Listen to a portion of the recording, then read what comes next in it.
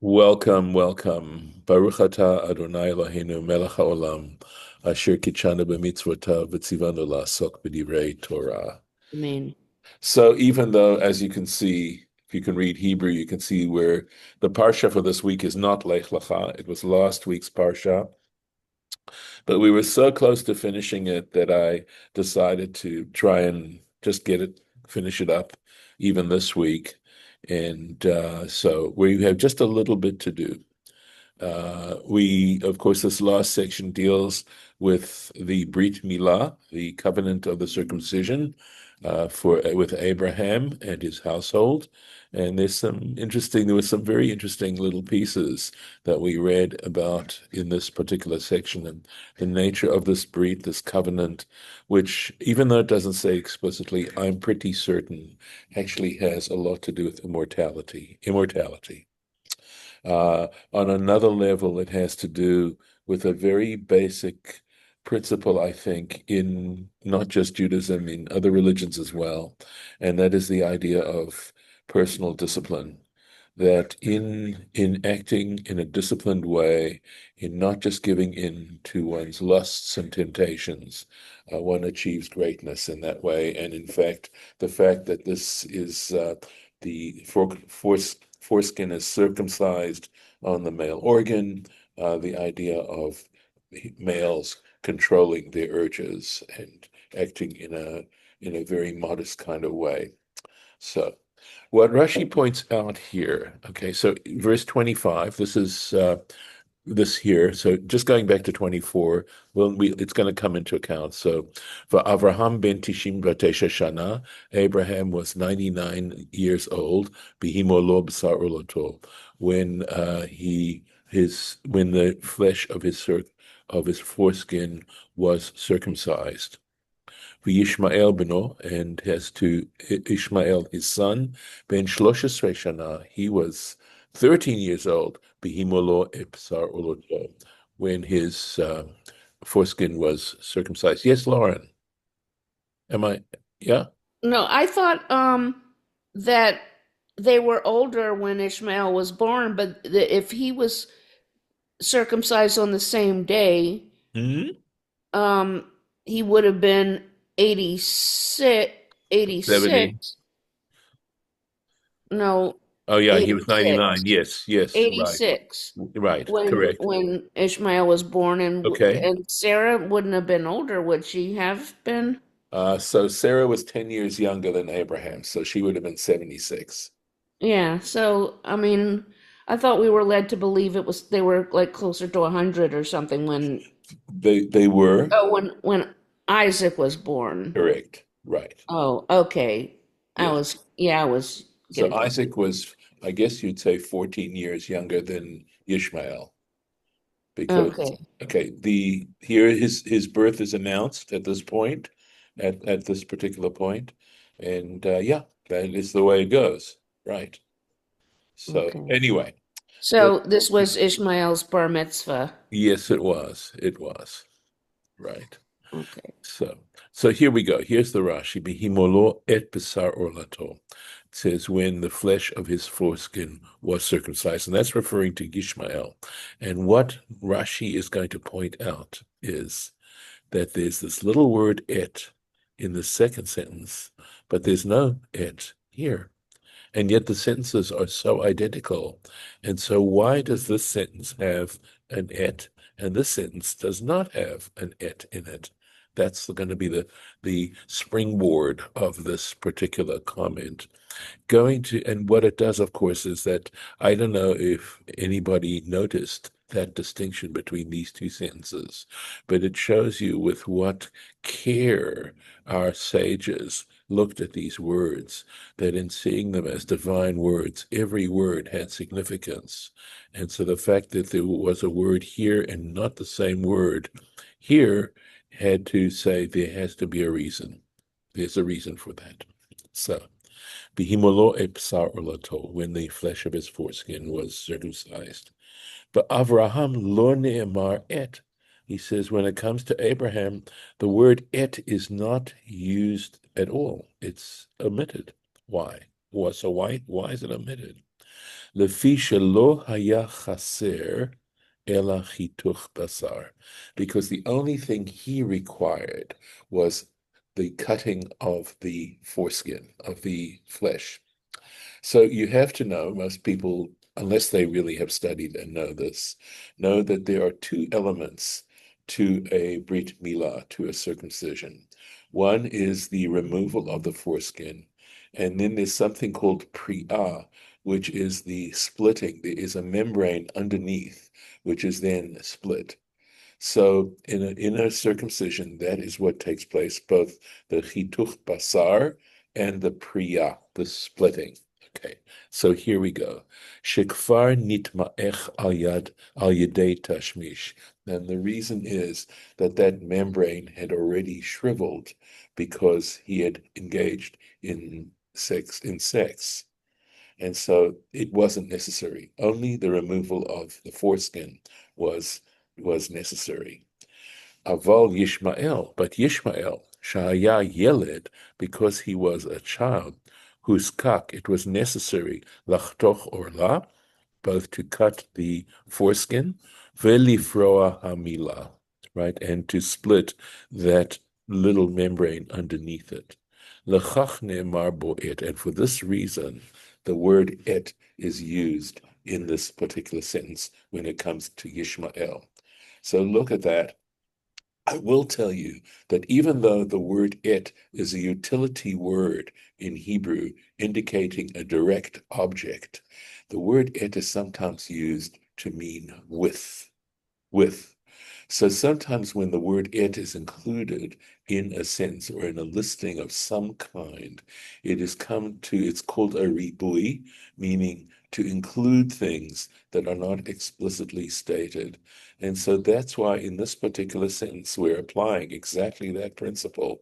And we're saying something with, right, when he was circumcised, with the flesh of his foreskin. In other words, this membrane that was also split when he was circumcised. So let's go on. Okay. Be'etzem hayom hazeh, on this very day, right? Nimol Abraham was circumcised. Ve'ishmael bno, and Ishmael his son. Um, I, Again, it's interesting the repetition that's going on here, that Yishmael is included both times, and the fact that we mention bno, that the Torah considers Yishmael to be Abraham's son, right? Not the son of a concubine, but a son, which gives those who descend from Ishmael a certain legitimacy in terms of this particular covenant. And I would say that, if I were to speak politically from, for a moment, to understand, because the Arabs consider themselves and the Muslims consider themselves descendants of Ishmael. So to say that there's reason for Jews and Muslims to get along together. So anyway, going on. Be'etzem hayom hazeh, in this very self same day, shemil'u la'Avraham tzaddik tet shana. He says that is Abraham was turning 99 at that very day. So the day he turned 99 was when he was circumcised. Ishmael Shloshes Shanim. Okay, so and Ishmael also turned 13 that very day. Nimol Avraham Ishmael bno. On that day, Abraham and Ishmael, his son, were circumcised. And with this, of course, we conclude the Parsha of Lech Lecha. So we actually are in Parshat Vayera, and I'm going to see if I can get us into that particular Parsha. Let me see what I can do here. Okay, give me a moment. Sorry. Let's go here. I'm gonna go see if this will work. I may have to do this again. All right, let's try this. There we go. All right. So, and I'll see what I can do to find the place. Okay, that's where we are now. Let's see if I can find the place here. Okay, let's see here what this is. This is Vayera. I think this is where we are. Uh, Gonna have to keep going. Yeah, this could be the page. Yes, this is it. All right, we go back. This is where we are in Parsha Vayera. Can you make sure you can see it? Let's see. Were you able to see it? The page? Yes, Good. yes. Okay. All right. All right. Because I was flipping between the various applications. All right. So in Parshat Vayera, where we left off, had to do with the incident of Abraham, Sarah, and Avimelech, king of the Philistines, when Abraham was in the land of the Philistines. And you may recollect that, again, very parallel to the story about Egypt. We have Sarah's beauty being mentioned to Avimelech, and Avimelech taking Sarah. And we'd gone through all of this, and as a matter of fact, we went through the point that in that period, while Sarah and Avimelech were together, Avimelech, uh, his family his wives were not able to give birth, and he realized that something was amiss, and so here we're going to, he then goes to Abraham, he confronts Abraham, and uh, and he apologizes, and God tells Abraham to pray on behalf of Avimelech, etc., etc. So I think what is significant, and I don't know that we mentioned this, is that this is also part of what precedes the birth of Isaac. And the fact that Avimelech's wives, that once Abraham prays for Avimelech and specifically his wives, even though Avimelech has not done something nice to Abraham, it is after that not only Avimelech's wives are able to give birth, but Sarah is able to give birth. So that I think that it's the way the Torah is telling us that in this literary way, how sometimes what benefits us is the degree to which we benefit others.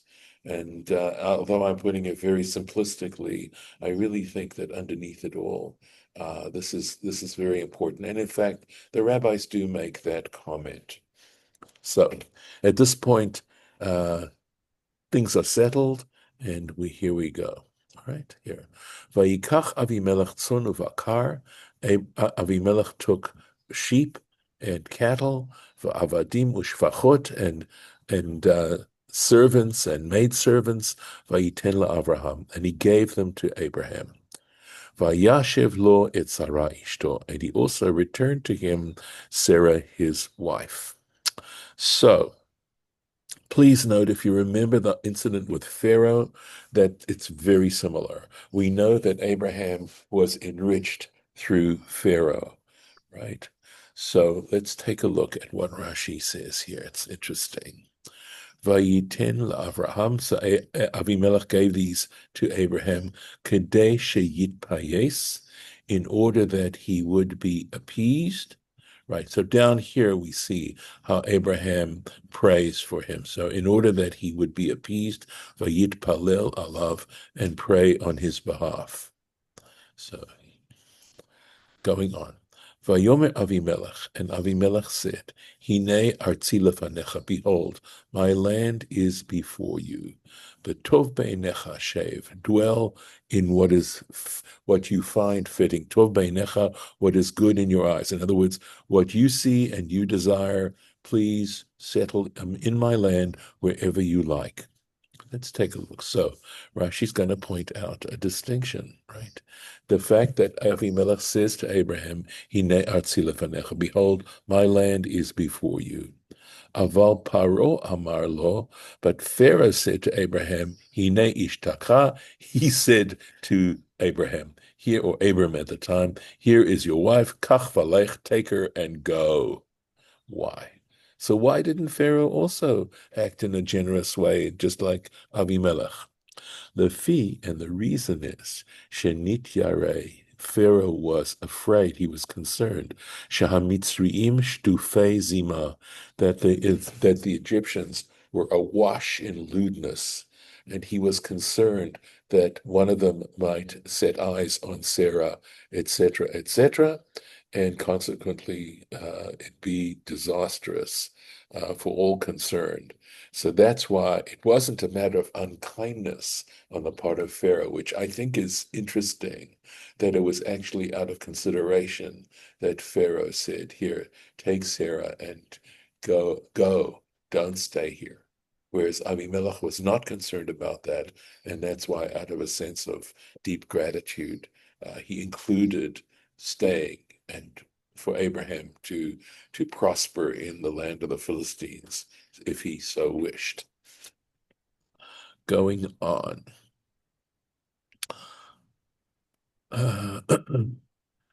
Ulasara Amar, and to Sarah he said, Avimelech said, Hine natati elef kesef lachicha. Behold, I have given 1,000 pieces of silver to your brother.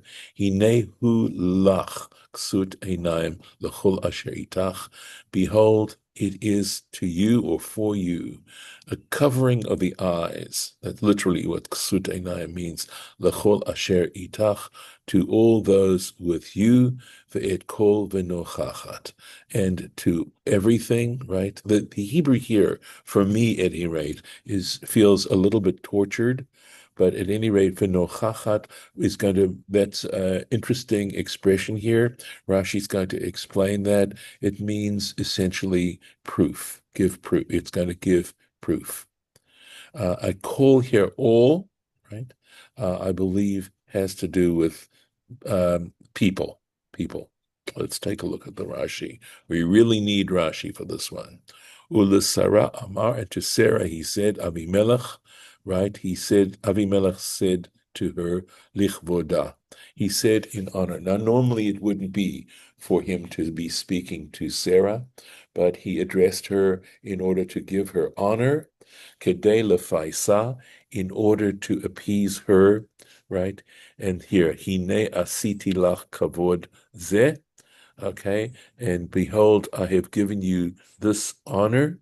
Natati mamon la'achicha, I have given this money to your brother, right? And it's interesting that he says to your brother, because of course we know that Sarah was Abraham's wife. I have explained before how this actually works, because actually Sarah was Abraham's niece. Okay, she was, I believe, Haran's daughter. Okay, and Haran was Abraham's brother, and we learned that Haran had died before Terach, Abraham's father. And what I suspect is, although this isn't mentioned explicitly, that that Terach took Haran's wife in as a sort of levirate situation, and if Terach took Haran's wife, that would make Sarah Abraham's sister. So, interestingly enough, that worked out interestingly. So, technically and legally, I would say Sarah was Abraham's sister, even though, in fact, by blood, she was Abraham's niece. So, Lachicha she'amart alav achihu. Why does Sarah get all this honor? Because she took upon herself to protect her husband to this extent, even to bend the truth, although it was the truth. In a way, it was bent. It was legally accurate.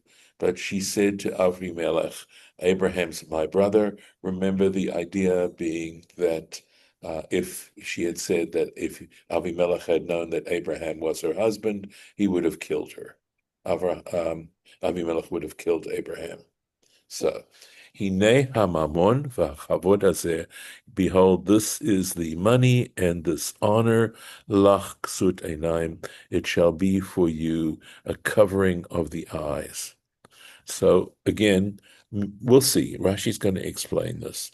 L'chol asher itach, to all those who are with you, yichasu einehem, right? In other words, they will cover their eyes. So if you visualize to yourself when you cover your eyes, it prevents you from looking on something, and it's in some ways an act of modesty, right?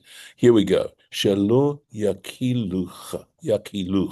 They should not hold you in contempt.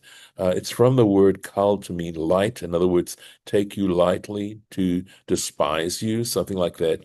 She'ilu hashivotech rekanich. Why? Because had I just returned you to Abraham empty-handed, Yesh lahem lomar, they might have said, la'achar shenit alel, that after he made sport of her, in other words, after he had engaged with her, echzira, then he was satisfied and he then returned her to her husband. So, achshav, however, now, shehutzrachli levazbez mamon, I had to spend a lot of money. I had to use up a lot of money. I was needed to do this. Ulefaisech, and in order to, and also to appease you, yodim, they will then know she'al korchi hashivotich, that I was returning you against my will. I didn't want to just take advantage of you and nothing more. I really, I wanted you as a legitimate wife, etc., etc. But I had to return you to your husband, al yedei nes, and by means of a miracle. That it was miraculous that this all happened. The et kol, and all, the im kol ba'olam. So all referring here with all those inhabitants of the world, literally it means, and anyone else. The nochacht, again, nochachat, chachat is how that's pronounced, right?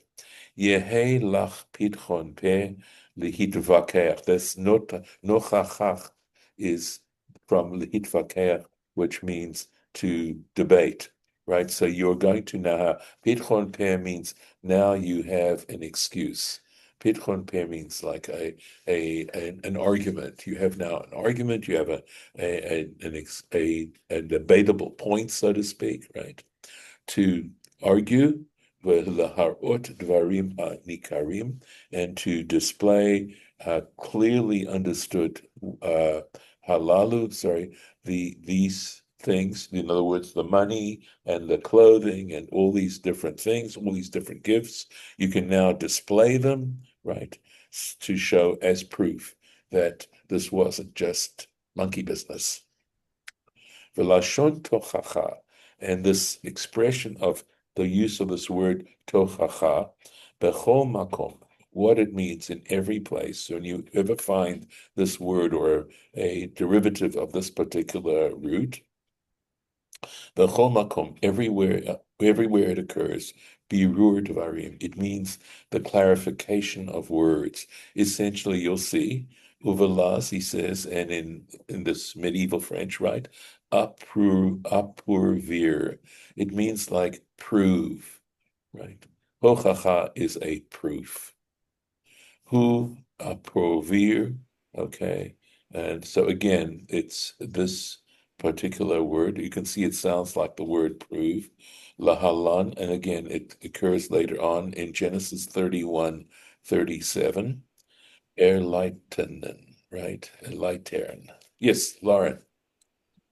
Two things. For Yes. me, the French is Yes. says it's esprouvé. It's prouvé. Thank you. Okay. Esprover. I'm going to type that in. Okay. Thank you. All right. Let me see if I can find yeah, here we are. Okay. Let me do that.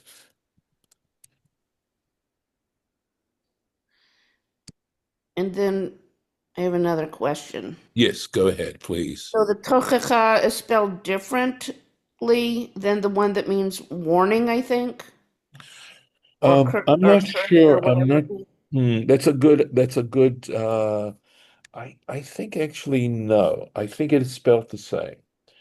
And I think in a way, you're asking a great question. And I think in that case, tochacha in the sense of a warning.